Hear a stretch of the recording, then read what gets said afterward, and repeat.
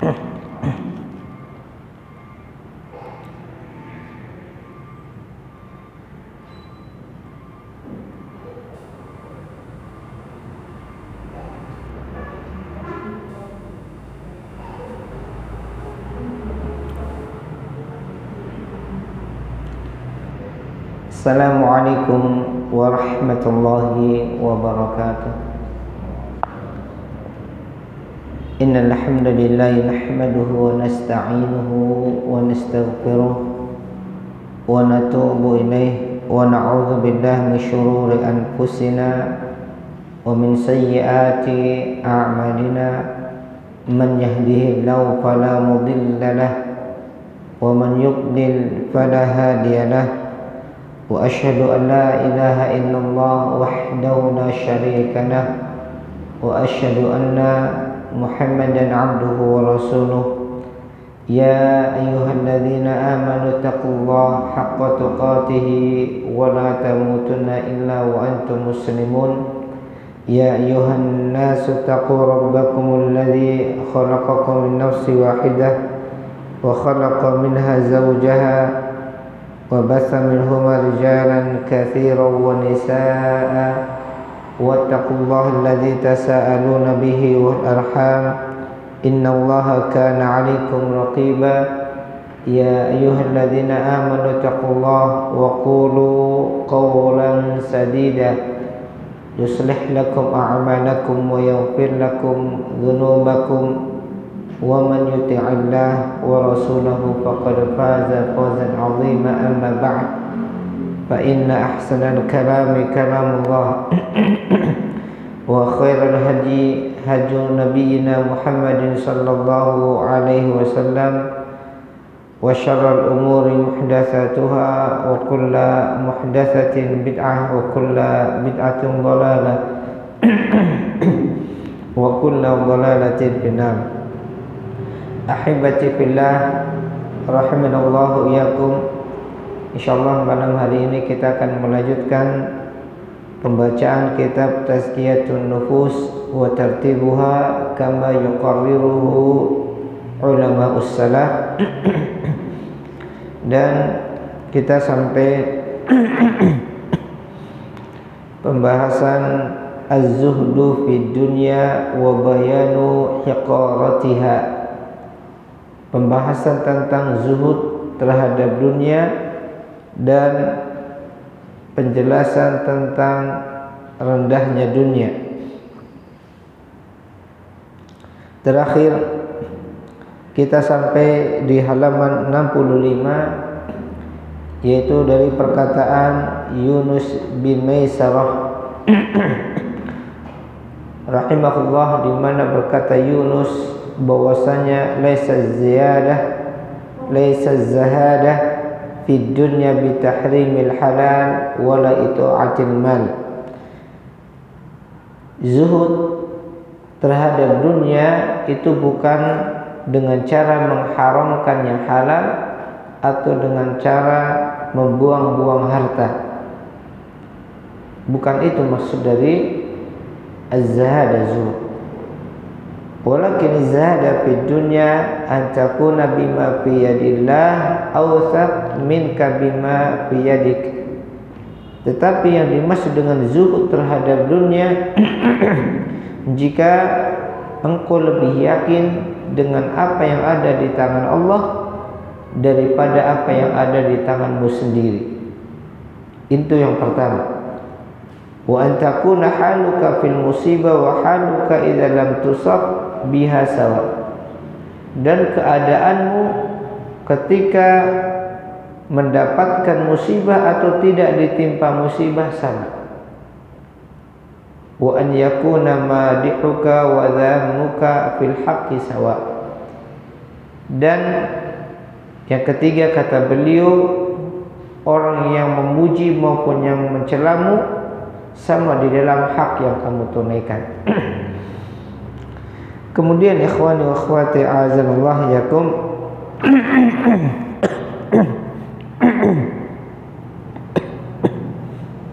di sini Beliau mengatakan fassara zuhda fid dunya bi thalathati asya kulluha min a'malil qulub la min a'malil jawari. Di sini Yunus bin Maisarah menjelaskan makna zuhud dengan 3 perkara. Beliau di sini menjelaskan pengertian zuhud dengan 3 perkara. Kulluha min amal qulub, semuanya itu adalah perbuatan-perbuatan hati. La min a'malil jawarih, tidak terkait dengan perbuatan lahir, perbuatan anggota badan yang tampak, tapi semuanya terkait dengan amalan hati. Yang pertama apa?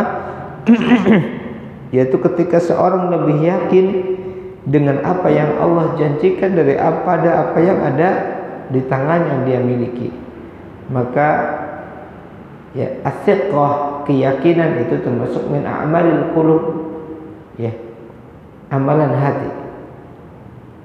Kemudian ketika seorang ditimpa musibah maupun tidak, ya dia tetap istiqamah, ini juga amalan hati. Ya, kemudian ketika mensikapi orang yang mencela atau memuji, ini juga semuanya amalan hati, ya. Walihada kana Abu Sulaiman yaqul la tashhad li ahadin bizuhdi,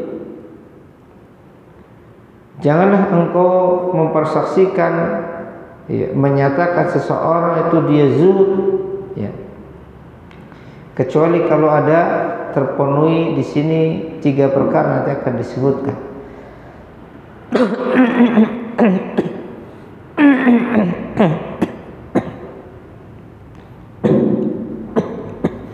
Maka di sini ikhwani wa akhwati a'azzalakum, untuk memahamkan kembali kepada kita tentang makna zuhud, beliau di sini menyebutkan ada 3 kriteria, ya, 3 kriteria sehingga kita bisa, ya, menilai seseorang ada di dalam dirinya kezuhudan atau tidak, ada zuhud atau tidak.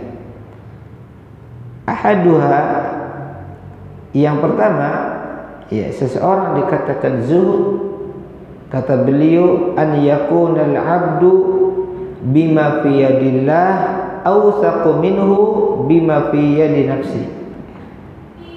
Kriteria yang pertama, seseorang dinilai sebagai orang yang zuhud, kata beliau, jika seorang hamba lebih percaya, lebih yakin dengan apa yang ada di tangan Allah daripada apa yang ada di tangannya sendiri. Tentu ini bukan perkara yang mudah, karena umumnya kita, tabiat kita, ya, lebih percaya dengan sesuatu yang nampak, yang terlihat, yang kita rasakan, yang kita miliki. Maka di sini beliau mengatakan zuhud yang pertama, jika seorang hamba lebih thiqah, lebih percaya dengan apa yang ada di tangan Allah daripada apa yang dia miliki, yang ada di tangannya, ya. Tentu ini butuh ilmu dan yakin, ya, karena umumnya manusia pasti lebih yakin dengan apa yang dia rasakan, yang dia lihat, yang dia pegang, ya. Ini umumnya seperti itu, ya. Makanya seseorang untuk bisa zuhud butuh ilmu, ya. Seorang bisa zuhud harus berilmu, ya. Paling tidak dia memahami hakikat dunia dan hakikat akhirat. Karena zuhud, sebagaimana kemarin didefinisikan, zuhud itu apa sih? Zuhud kan meninggalkan sesuatu karena mengharapkan sesuatu yang lebih berharga, itu kan zuhud. Kalau makna zuhud secara bahasa kan seperti itu, ya.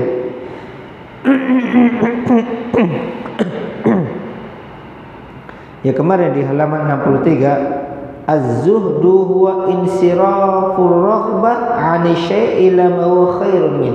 Ya, kemarin di definisi halaman 63. Ini makna zuhud secara lugah. Yang dimaksud zuhud adalah berpalingnya hati meninggalkan sesuatu kepada sesuatu yang lain yang itu lebih baik menurutnya. Kalau kita bicara seperti ini, tabiat manusia seperti ini tidak? Tabiat manusia seperti ini? Iya. Memang tabiat manusia pasti seperti itu.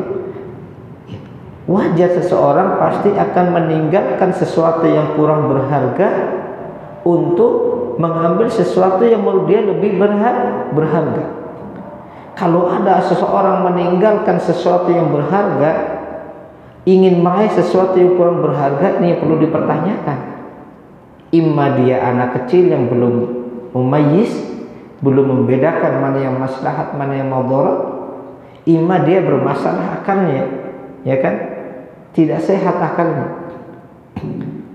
Orang yang berakal, ya, orang yang normal, pasti dia ketika dihadapkan dengan sesuatu, dia pasti akan memilih yang menurut dia lebih baik dan meninggalkan yang menurut dia di bawahnya. Ini tabiat manusia. Semuanya pasti. Ya. Dan itulah makna zuhud. Meninggalkan sesuatu karena menganggap yang dia tinggalkan itu nilainya lebih rendah, dan dia mengharapkan sesuatu yang nilainya lebih tinggi. Semuanya sama.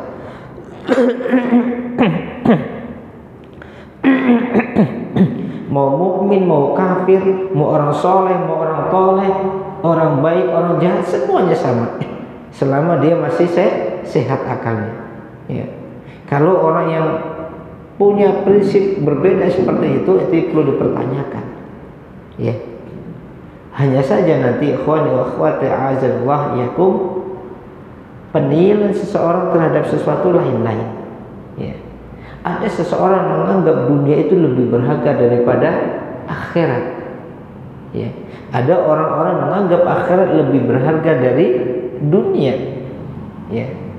Tapi yang jelas dia pasti akan memilih sesuatu yang menurut dia lebih berharga dan tinggalkan yang kurang berharga. Ini kaidah. Semuanya seperti itu. Siapapun manusia, ahli dunia, ahli ibadah sama. Ya, sama.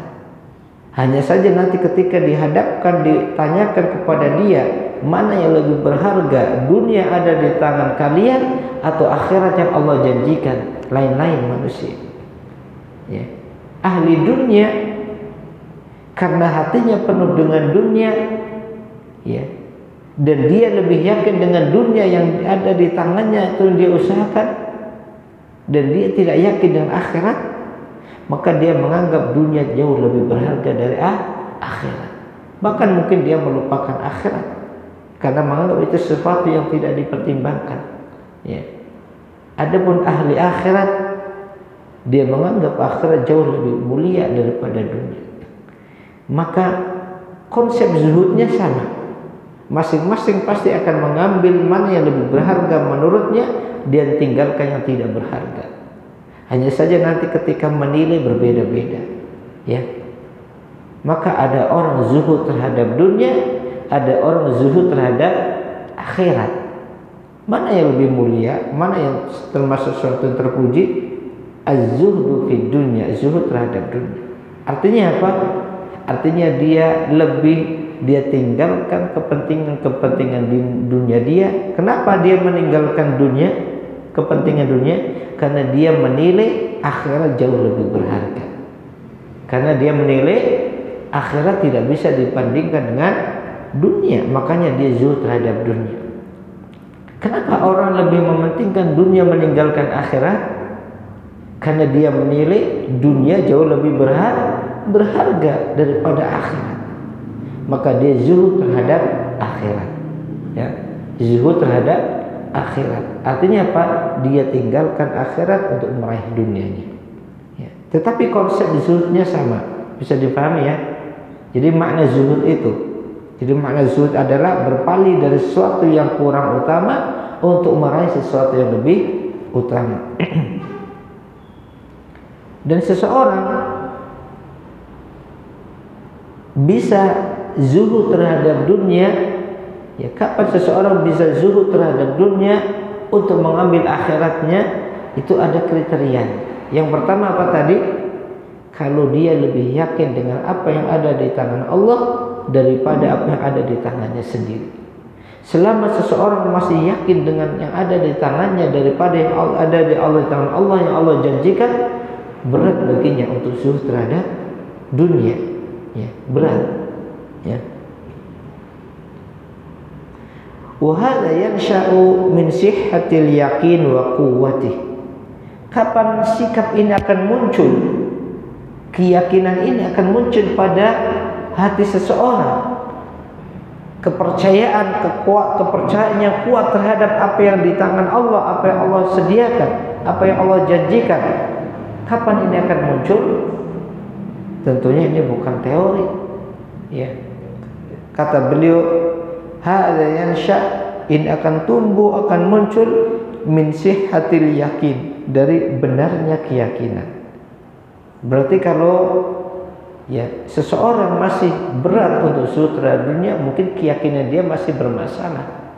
Ya, keyakinan dia masih belum benar, ilmunya mungkin hanya fil lisan, belum sampai masuk ke dalam hati, sehingga ilmu yang hanya sekedar di lisan tidak masuk ke dalam hati tidak bisa ya mendorong hati untuk mengungkapkannya. Ya, hanya di lisan saja. Ini muncul dari sihhatil yakin wa quwwatih. Benarnya keyakinan dan kuatnya keyakinan seseorang dengan apa yang saja yang Allah janjikan. Ya. Qila li Abi Hazim Az-Zahid. Pernah suatu ketika Abu Hazim, seorang yang zuhud, ditanya, ya, ma maluk, harta apa yang Anda miliki? Jadi Abu Hazim pernah ditanya, ma maluk, harta apa yang Anda miliki? Kalau mungkin kita kalau ditanya, ya harta saya banyak, mau mobil saya, mau rumah saya, anak saya, investasi ini dan seterusnya. Ya. Kata Abu Hazim, qala malani la akhsha ma'ahuma al-faqra. Aku punya dua harta yang tidak pernah aku khawatirkan tentang kefakirannya. Ya, bukan berarti cuma dua saja, tapi beliau punya dua harta di samping harta yang lain, ya. Beliau punya dua harta yang tidak pernah beliau khawatirkan akan fakir, jatuh miskin, kehilangan harta tersebut. Yang pertama kata beliau ada athiqatu billah. Harta yang pertama yang beliau adalah athiqah, keyakinan terhadap Allah. Ini harta yang beliau miliki. Yang kedua wal ya'su mimma fi aidin nas, dan aku tidak banyak berharap dengan apa yang ada di tangan manusia. Ya, tidak banyak berharap dengan apa yang dimiliki manusia. Ini dua harta beliau yang beliau tidak pernah khawatir akan hilang. Selama beliau masih kuat yakin kepada Allah dan tidak terlalu banyak bergantung kepada manusia.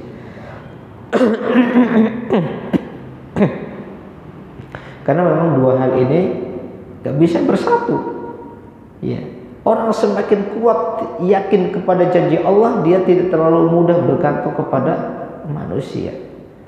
Tapi orang semakin bergantung kepada manusia, keyakinan pada Allah lemah. Ini nggak bisa dibohongi, ya, nggak bisa dibohongi. Wa qila lahu amma takhaful faqr. Pernah dikatakan juga kepada Abu Hazim, apakah Anda tidak takut dengan kefakiran? Faqala, maka Abu Hazim mengatakan, ana akhaful faqra wa mauli lahu ma fis samawati wa ma fil ardi wa ma bainahuma wa ma tahta thara. Bagaimana aku takut dengan kemiskinan, kefakiran, sedangkan Tuanku, junjunganku, maksudnya Tuhanku, ya, adalah zat yang memiliki langit, memiliki bumi, apa saja antara keduanya dan apa yang di dalam bumi, pemilik segalanya. Bagaimana aku merasa takut dengan kefakiran? Qala al-Fudail, kemudian Fudail bin Iyad rahimahullah ta'ala, kalau tidak salah Fudail ini seorang tabi'in atau atba'u tabi'in, saya lupa. Qala al-Fudail, berkata Fudail bin Iyad, aslu zuhdi ar-ridha 'anillahi azza wa jalla. Pangkal zuhud adalah ridha terhadap Allah azza wa jalla. Itu seseorang bisa memiliki sikap zuhud kalau dia ridha dengan pemberian Allah Azza wa Jalla. Wa qala, kemudian beliau Fudail juga mengatakan al-qanu'u huwa zahid, orang yang senantiasa qanaah, merasa cukup dengan apa yang Allah berikan, dialah orang yang zuhud. Orang yang qanaah, ya, merasa cukup dengan pemberian Allah, itulah az-zahid, orang yang zuhud. Wa huwal ghaniyyu, dan dialah sejatinya orang kaya. Karena kata ghaniyun, kaya itu artinya tidak membutuhkan yang lain, namanya kaya. Maka Allah, di antara nama Allah ada Al-Ghani, sehingga kita bisa menamakan anak kita Abdul Ghani, karena Allah adalah zat yang tidak butuh kepada makhluk, ya. Faman haqqaqal yaqina uthiqa billahi fi umuri kulliha wa radiya bi tadbirihi lahu wa anqata'a an ta'alluqi bil makhluqina raja'an wa khawfa wa wada'ahu dhalika fi talabi dunya bil asbabil makruha wa man kana kadhalik kana zahidan haqqan.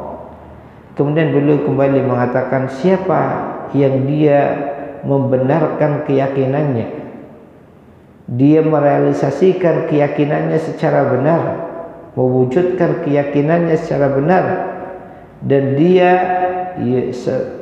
menguatkan kepercayaannya kepada Allah di dalam semua urusannya, fi umurihi kulliha, urusan-urusan dia semuanya dia serahkan kepada Allah, percaya kepada Allah.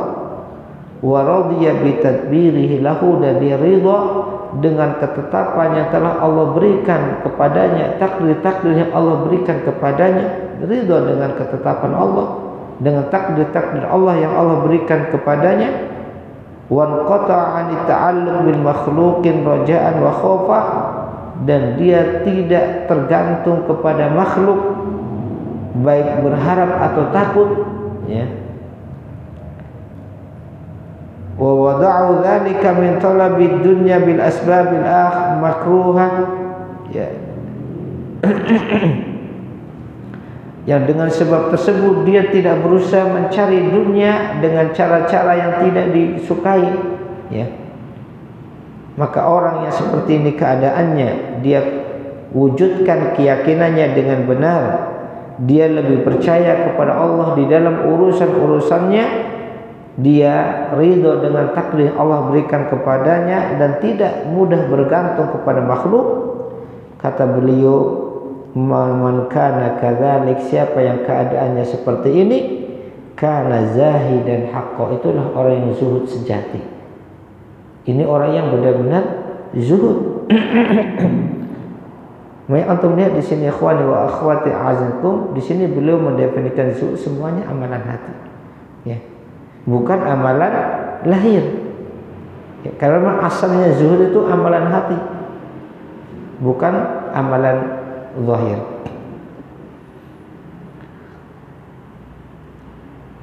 Wa kana min aghnan nas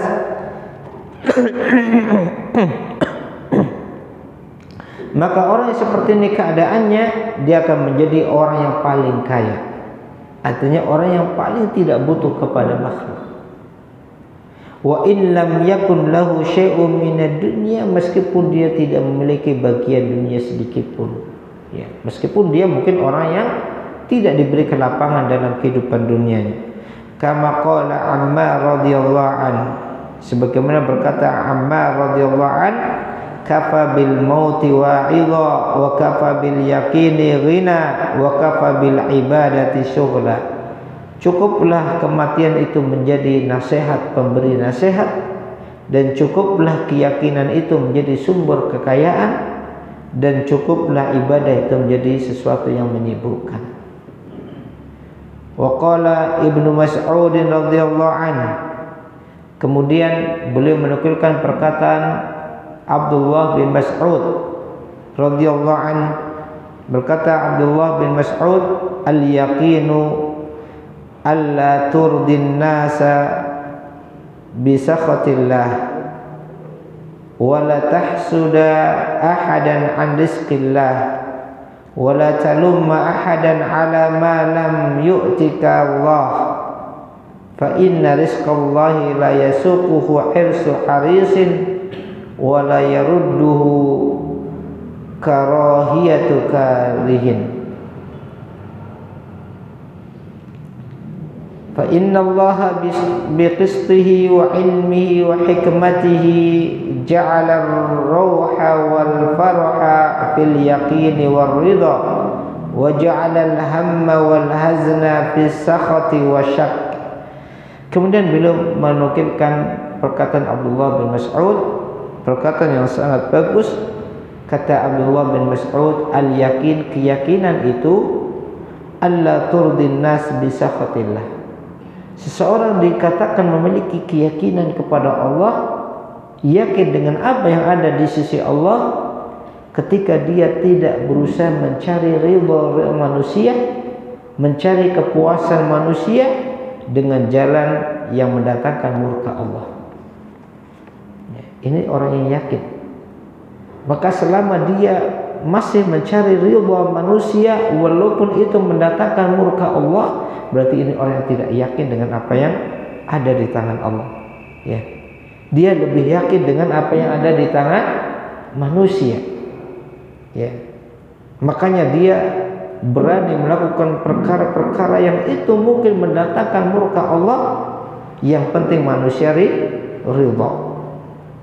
Makanya Ibnu Mas'ud mengatakan yakin itu ketika dia tidak turdin nas, mencari ridha manusia, bisa khotillah, dengan mendatangkan murka Allah. Mudah atau tidak? Tidak mudah. Ya, ahli dunia gak bisa seperti itu. Ya, dia pasti ya, yang jadi penilaian tolak ukur adalah ridha manusia. Manusia ridha atau tidak? Kalau manusia ridha, jalan. Kalau manusia tidak ridha, berhenti. Perkara Allah ridha atau tidak, Allah murka atau tidak, urusan belakangan. Ya, yang jadi perhatian adalah manusia ridha atau tidak. Ya, ini kalau manusia ridha, ya, maka di dalam seluruh aktivitas semua itu jadi bahan pertimbangan. Ya sudah, ada banyak. Sudah masuk Isya. Oh, udah lama nih. Semakin mundur ya. Ya, maka kita lihat, coba ikhwan wa akhwati, mungkin kita juga nggak usah jauh-jauh ya, kita ya, selama kita ya sering berusaha mencari ridha manusia dengan jalan-jalan yang itu mendatangkan murka Allah, berarti keyakinan yang ada di kita belum kuat. Kenapa? Karena kita lebih percaya dengan apa yang ada di tangan manusia daripada yang Allah janjikan. Nanti kalau saya seperti ini, manusia tidak suka, tidak ridho, gimana? Dan itu yang akan menjiwai atau melandasi semua aktivitas dia. Dalam dakwah pun demikian. Ini kira-kira manusia ridho tidak? Nah, kalau manusia ridho, jalan dakwah. Oh, nggak bisa, ini bisa-bisa manusia nggak suka. Jangan. Perkara itu dimurkai Allah tidak, bukan urusan, karena itu urusannya belakangan. Ya, yang penting manusia ridho atau tidak. Dalam apapun, ya, berarti berdasarkan penjelasan Ibnu Mas'ud, orang seperti ini orang yang belum yakin. Kenapa? Karena dia masih lebih mementingkan ridha manusia daripada ridha Allah Azza wa Jalla. Ini kata beliau, yakin dia tidak mencari ridha manusia dengan kemurkaan Allah. Yang kedua, wala tahsuda ahadan ala rizqillah, dia tidak hasad kepada seseorang atas rizki Allah yang diberikan kepadanya. Ya. Ini nanti beda antara, ada dua hal yang hampir sama, yaitu antara hasad dengan apa namanya? Ghibtah. Al-ghibtah. Ya.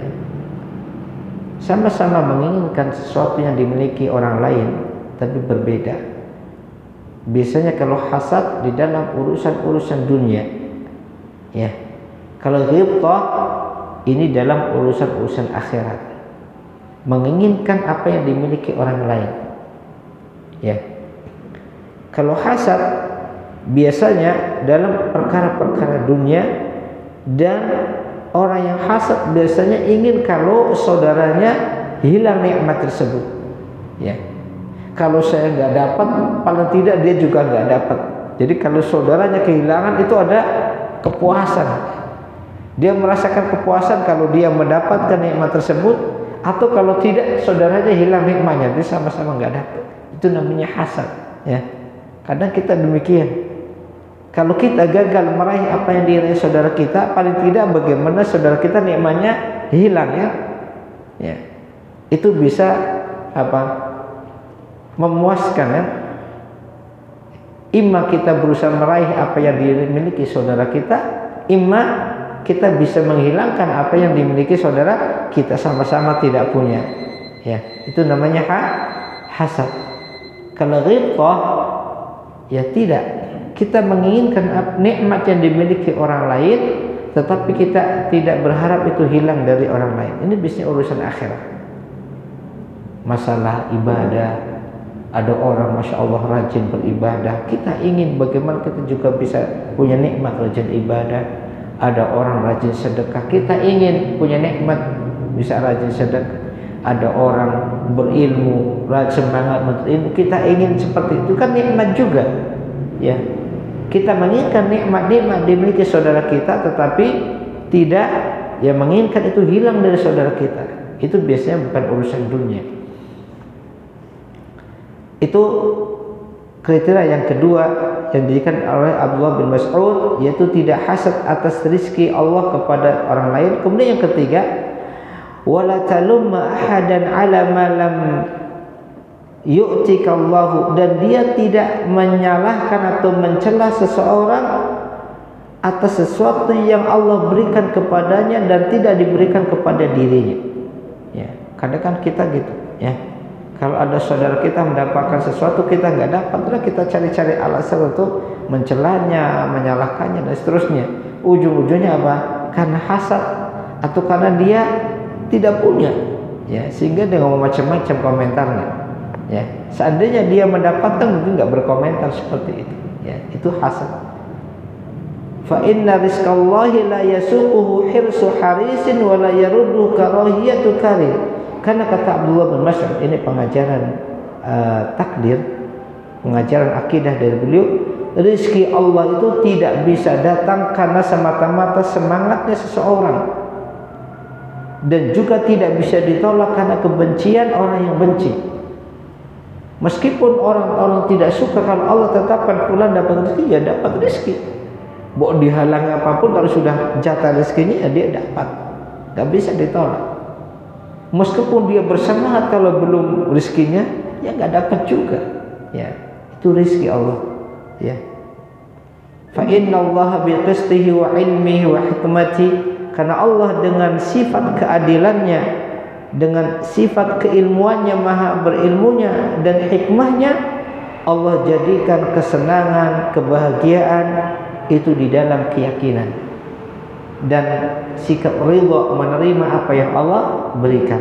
Itu Allah jadikan sumber kebahagiaan, kesenangan seseorang ketika dia memiliki keyakinan yang kuat dengan apa yang ada di tangan Allah dan ridha dengan pemberian Allah, maka dia akan mendapatkan ketenangan, mendapatkan kebahagiaan. Wa ja'ala al-hamma wal hazna fi as-sakhati wasy-syaq, dan Allah jadikan kesedihan, kesusahan itu ketika seseorang murka, benci, dan orang ragu-ragu, tidak yakin. Bukan di dalam harta. Ada orang mendapatkan kesenangan-kesenangan ketika diberi harta, banyak juga orang mendapatkan kesedihan karena harta.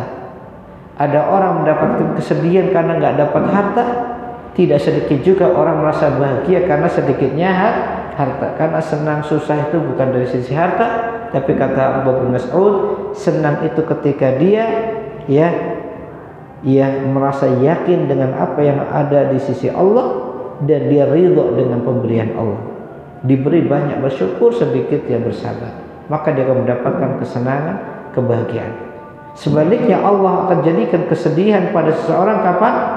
Ketika dia as-sakhat, benci, marah kepada ketetapan Allah, tidak terima takdir Allah. Kenapa saya seperti ini? Kenapa ini? Kenapa ini? Itu semakin protes, semakin dia merasa tersiksa, wasyak, dan dia tidak yakin dengan apa yang Allah janjikan. Itulah sumber kesedihan. Insyaallah kita lanjutkan pada azan.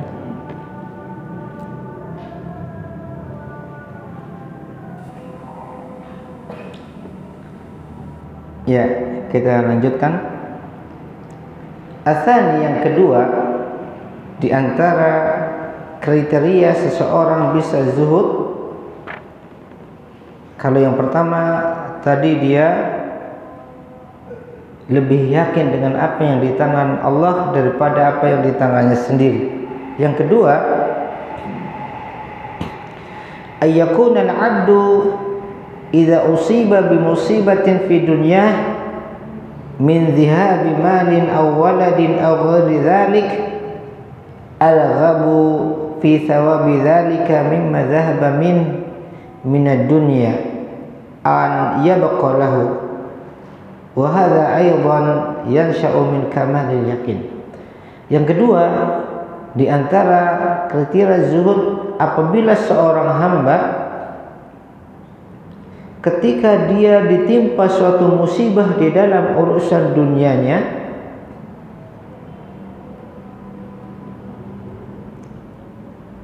apakah itu hilang hartanya, atau ditinggal mati anaknya, atau yang lainnya dari musibah-musibah dunia, ar-ghabu fi thawabi dzalika, dia sangat berharap akan pahala dari musibah tersebut.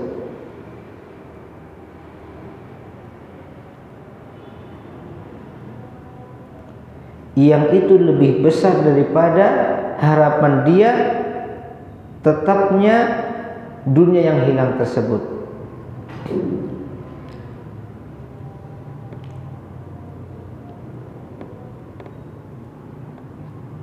Faham maksudnya? Jadi yang kedua, ini juga masuk amalan hati juga. Ketika seorang ditimpa musibah, Allah uji dia dalam musibah di dalam kehidupannya, dan ini sudah menjadi sunnatullah, ketetapan Allah di dalam kehidupan manusia. Ya, pasti Allah akan berikan ujian-ujian. Ya. Ketika dia ditimpa musibah dunia, kan dia akan kehilangan dengan dunia. Dan itu tabiat manusia siapapun, mukmin kafir semuanya sama. Ya. Tetapi rasa harap dia terhadap pahala Allah itu jauh lebih besar daripada berharapnya dia kembalinya dunia tersebut, dunia yang hilang tadi. Seorang misalkan dalam muamalah qadarullah kehilangan duitnya, ditipu orang, ditipu bisnisnya habis 10 juta, 20 juta. Kehilangan enggak dia? Ya kehilangan, tabiat manusia. Ya. Siapapun kan pasti butuh duit, mukmin kafir sama. Ya kehilangan, itu tabiat. Ya, berharap enggak dia kalau uangnya bisa kembali? Ya berharap. Artinya buktinya kalau kembali senang tidak? Senang, ya. Berharap dia mungkin cari usaha bagaimana menghubungi penipunya bisa dikembalikan dan seterusnya, dia berharap. Tetapi berharapnya dia kepada pahala Allah itu jauh lebih besar mengalahkan harapan dia kepada kembalinya dunia tersebut. Bukan berarti tidak berharap dunianya kembali, karena ini tabiat. Tetapi harapan dia akan pahala yang Allah berikan atas musibah tersebut itu jauh lebih besar. Ya, sehingga nanti ketika seperti itu dia lebih mudah bersabar, masih lebih mudah untuk mengontrol dirinya. Ya, tidak menjadi orang yang kehilangan kontrolnya. Ya. Kenapa? Karena dia masih punya harapan yang besar. Kapan seseorang tidak bisa mengontrol diri, seseorang berputus asa dan seterusnya, kapan? Kalau dia merasa sudah tidak punya harapan. Ya. Coba kalau tanya orang-orang yang berputus asa, ya, apalagi waliyadzubillah sampai bunuh diri dan seterusnya. Kalau kita tanya kenapa seperti itu, alasannya rata-rata apa? Sudah tidak ada harapan hidup, ya.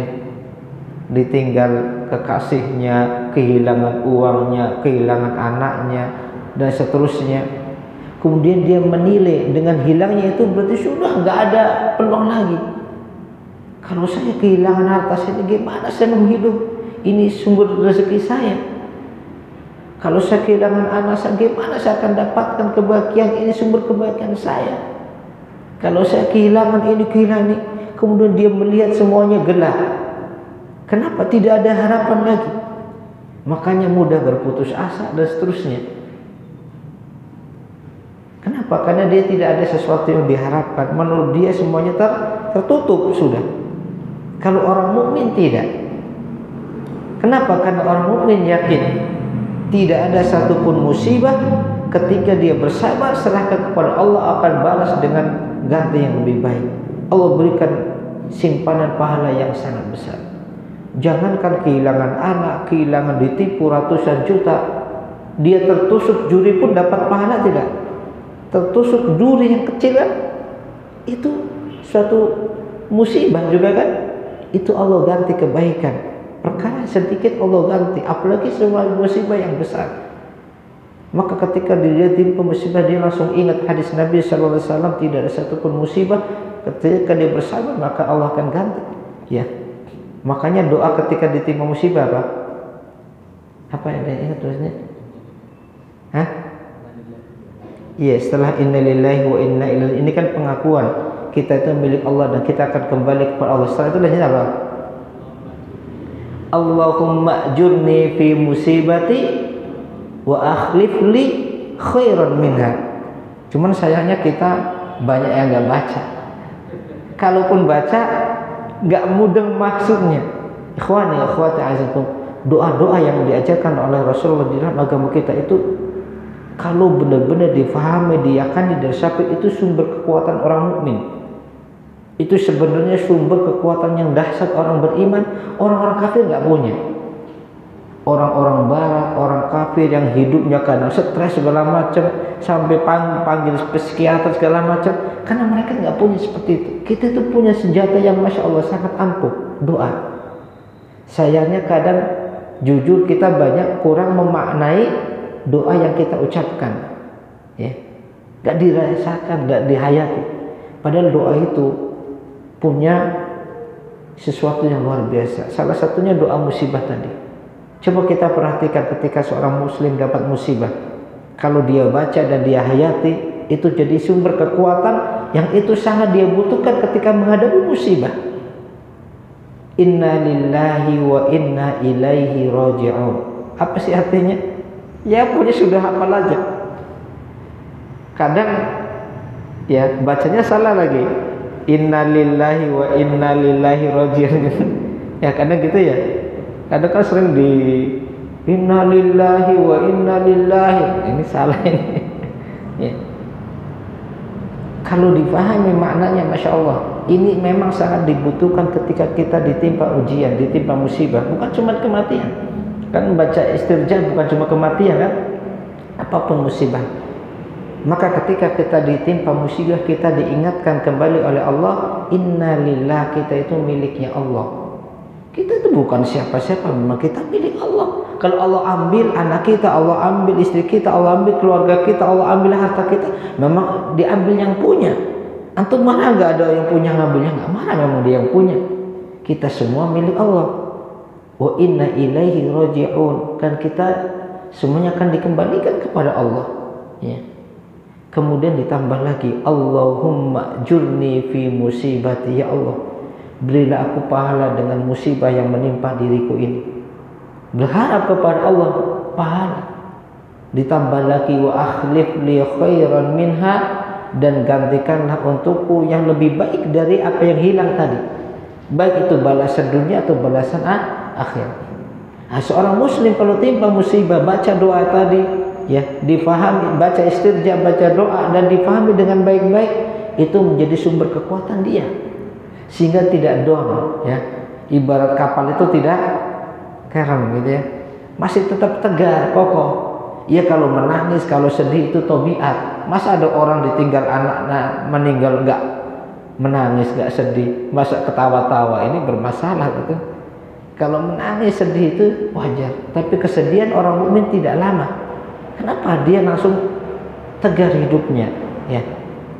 Maka ini orang yang zuhud tadi, di antara cirinya apa? Ketika dia diberi ujian, diberi musibah, maka keyakinan dia, harapan dia kepada balasan Allah itu lebih besar daripada harapnya dia kembalinya dunia tadi.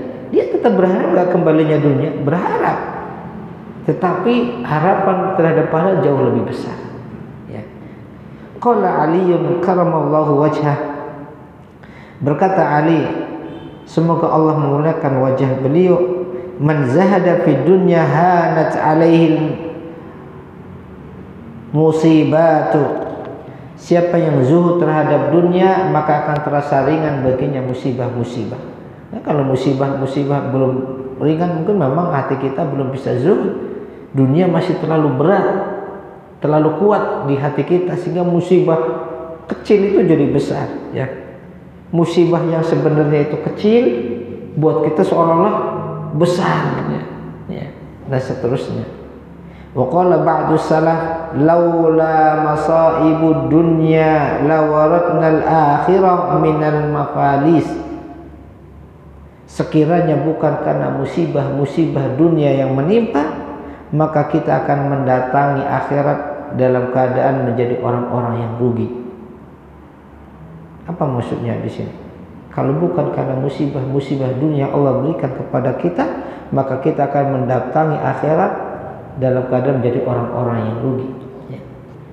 Karena dengan musibah kita bisa memahami hakikat kita sebagai seorang hamba, sesuatu yang lemah. Kita bisa kembali kepada Allah. Orang kalau tidak pernah musibah jauh dari Allah, merasa hebat, ya. Orang kalau merasa hebat butuh gak kepada Allah? Gak butuh. Buktinya kadang kapan kita merasa khusyuk ibadah? Kalau lagi musibah, anaknya lagi sakit di rumah sakit, baca Quran, masya Allah nikmat, kan? Ya, karena berharap anaknya sembuh. Nanti anaknya sehat, kita juga sehat, gak nikmat lagi. Maka terkadang musibah itu jadi nikmat seperti itu. Kadang orang merasakan, saya sendiri juga demi sama, ya, kita semua juga sama. Kadang kita jujur merasakan nikmat ibadah ketika kita sedang ditimpa musibah dan kita berharap kepada Allah. Antum misalkan lagi merawat orang tua sakit dan sangat berharap orang tua sembuh, maka antum munajat kepada Allah itu nikmat, ya. Kalau nggak bukan karena musibah-musibah yang Allah berikan, mungkin kita kata salaf di sini, kita akan menemui akhir dan kadang kita rugi. Kita menjadi orang-orang sombong, tidak kembali kepada Allah, ya. Kemudian kita tidak banyak, ya, memohon kepada Allah dan seterusnya. Dan tentunya kita memahami musibah itu menjadi wasilah Allah mengangkat kedudukan seorang hamba, ya.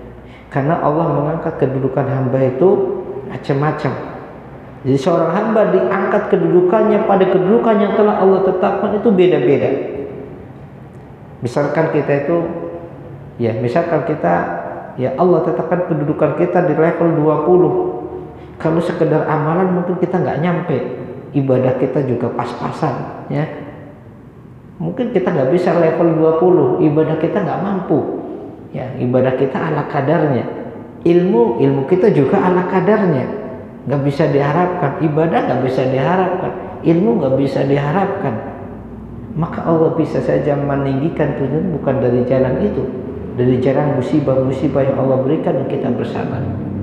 Terkadang musibah yang menimpa seseorang dan dia hadap dengan sabar, itu menjadikan dia meraih kedudukan yang tinggi melebihi ahli ibadah. Kita tidak tahu. Terkadang seseorang dimuliakan oleh Allah, ditinggikan kedudukannya di surga, bukan karena ibadahnya, bukan karena ilmunya, tapi karena kesabaran ketika mendapatkan ujian, ya. Makanya kita jangan meremehkan orang-orang yang banyak diuji hidupnya. Boleh jadi dia kedudukannya lebih mulia di sisi Allah dengan kesabarannya dia dapatkan selama hidupnya. Dia diuji dalam sakit, seterusnya dia bersabar. Mungkin kita lihat ilmunya dia pas-pasan, ya, baca kitab juga mungkin gak bisa, ngaji juga enggak, ibadahnya biasa-biasa saja, ya. Tapi kenapa dia muliakan dengan kesabarannya yang tidak dimiliki? Ya, kita tidak tahu. Terkadang Allah mengangkat kedudukan seseorang dengan musibah, ya. Kemudian asalis yang ketiga di antara kriteria orang yang zuhud, kata beliau di sini, an yastawiya 'indal 'abdi hamiduhu wa dhamuhu fil haqq. Ini berat lagi. Seseorang mensikapi secara sama terhadap orang yang memuji maupun mencela. Ada nggak orang kayak gitu? Terhadap orang yang memujinya maupun orang yang mencelanya, dia sikapi secara sama. Ya. Ini nggak bisa kecuali memang orang yang nggak ngurusi dunia. Ya. Memang dia nggak gila pujian, mau dipuji mau dicela bukan urusan.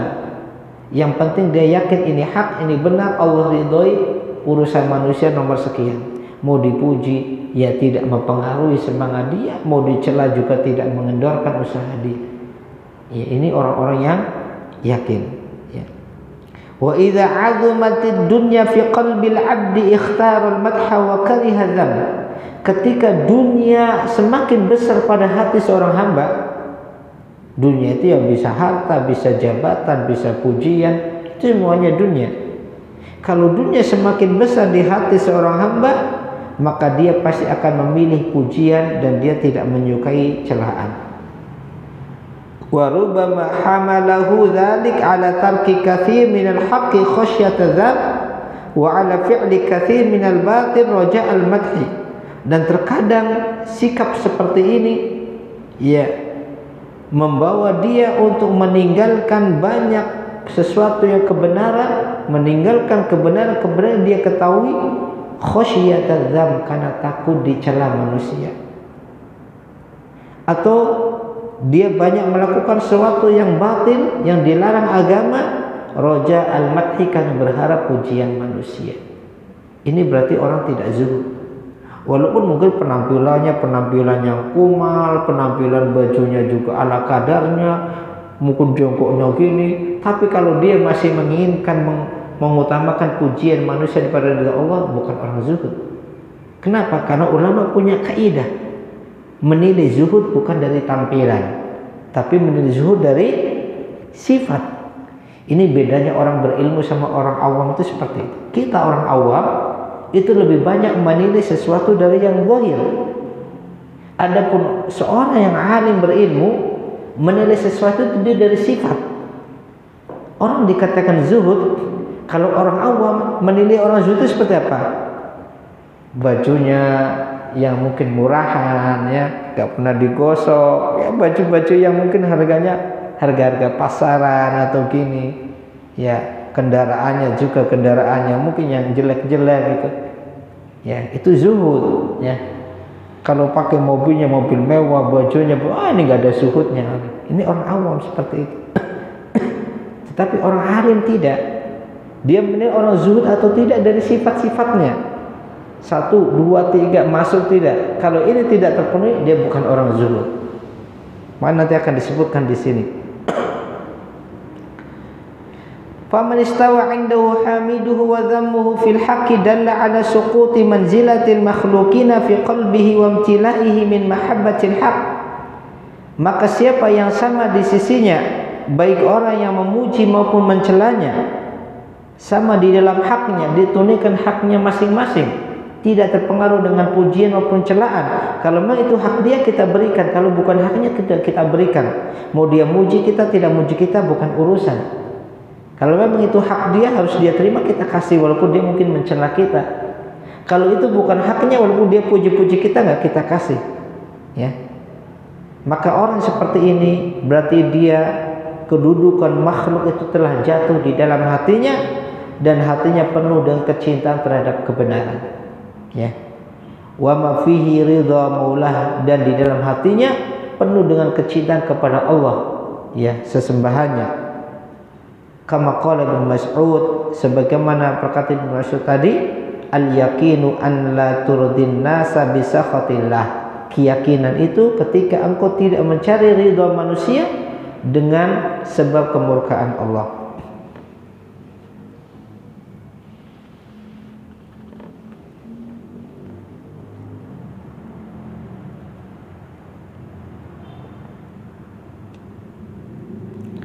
Ya, ikhwani wa akhwati anzur, sebenarnya masih banyak pembahasan zuhud, tapi mohon maaf, kayaknya saya tidak bisa membaca semuanya karena waktunya terbatas. Kita langsung masuk di halaman 67 dari perkataan Ibnu Mubarak.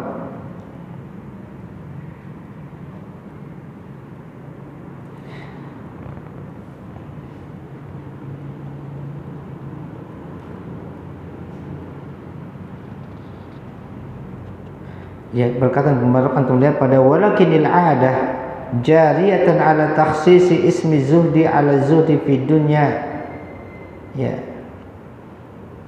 Ya, sebelumnya dijelaskan bahwa zuhud itu artinya meninggalkan sesuatu untuk meraih sesuatu yang lebih berharga. Dan makna zuhud bisa zuhud terhadap akhirat atau zuhud terhadap dunia. Ya, zuhud terhadap dunia artinya dia tinggalkan dunia untuk meraih akhiratnya. Zuhud terhadap akhirat dia tinggalkan akhiratnya untuk meraih dunianya. Akan tetapi kata beliau di sini yang umumnya makna zuhud yang secara umum difahami adalah zuhud terhadap dunia. Jadi kalau kan orang zuhud artinya zuhud terhadap dunia, ya. Wa zuhdu yakunu fima huwa maqdurun alaihi, dan zuhud itu di dalam sesuatu yang bisa diukur, ya. Walidza qila li Ibnu Mubarak, kan itulah pernah ditanya kepada Ibnu Mubarak, ya zahid, ya. Ya, ada suatu ketika ada seorang bertanya kepada Ibnu Mubarak, ya zahid, wahai orang yang zuhud. Kata Ibnu Mubarak apa? Az-zahid huwa Umar bin Abdul Aziz. Yang zuhud itu bukan saya. Yang zuhud itu Umar bin Abdul Aziz. Antum tahu siapa itu Umar bin Abdul Aziz? Khalifah kaum muslimin. Ya, khalifah. Hartanya banyak enggak? Khalifah hartanya banyak. Masa khalifah miskin? Ya, hartanya banyak karena dia khalifah, ya, pemimpin kaum muslimin. Tapi kata Ibnu Mubarak, yang zuhud itu bukan saya, Umar bin Abdul Aziz itu yang zuhud. Padahal dia kaya, mungkin kendaraannya mewah, ya bajunya bagus, itu Umar. Az-zahid huwa Umar bin Abdul Aziz. Idh ja'athu dunya raghimatan fatarakaha. Yang zuhud itu Umar bin Abdul Aziz. Ketika dunia datang kepadanya dalam keadaan melimpah ruah, karena dia seorang khalifah, pemimpin. Kelasnya bukan sekedar, ya, wali kota atau gubernur atau presiden, ini khalifah. Kerajaannya, kekuasaannya lebih besar daripada Indonesia. Ini khalifah kaum muslimin, ya. Itu Umar. Dunia datang kepadanya melimpah ruah banyak sekali, tetapi dia tinggalkan dunia itu, ya. Wa amma ana, adapun aku, kata Ibnu Mubarak, fa fi ma zahadtu, aku mau zuhud terhadap apa? Aku enggak punya dunia. Ya, zuhud itu kan kalau aku punya aku tinggalkan, nah aku nggak punya kok aku tinggalkan, kata beliau. Ya, ini beliau merendah. Qala Al-Hasan Al-Basri, berkata Hasan Al-Basri, adraktu aqwaman sahibtu tawaif maka yafrahuna bi syai'in min ad-dunya akbar wa la ya'safuna ala syai'in minha adbar. Ya, kata Al-Imam Hasan Al-Basri, aku telah menemui beberapa kaum, mesti beberapa orang-orang saleh, wa sahibtu tawaif, dan aku telah bersahabat, ya, dengan beberapa kelompok-kelompok kumpulan manusia, orang-orang saleh, maka yafrahuna bi syai'in minad dunya akbar, mereka tidak merasa bergembira ketika dunia datang kepadanya, wala ya'safuna ala syai'in minha adbar, dan tidak merasa bersedih ketika dunia pergi darinya, ya.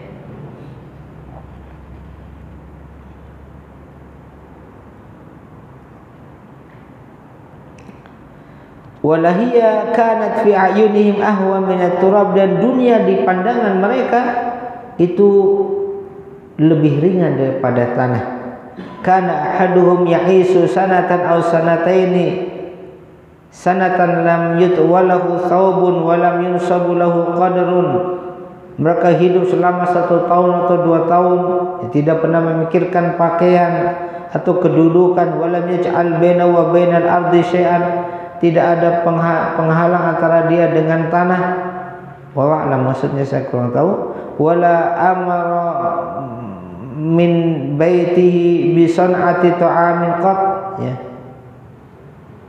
Fa idza kana lail, ya, Maksudnya di rumahnya tidak ada makan yang bisa dimakan. Fa idza kana lail, ketika sudah masuk waktu malam, kata Hasan al-Basri, faqiyamu ala aqdami, mereka berdiri ya di atas kaki-kaki mereka, mereka berdiri salat malam. Yaftarishuna wujuhahum, mereka menghadapkan wajah-wajah mereka. Tajri dumu'uhum ala khududihim, ya, air mata mereka mengalir melalui pipi-pipi mereka. Mereka salat malam ya sambil menangis.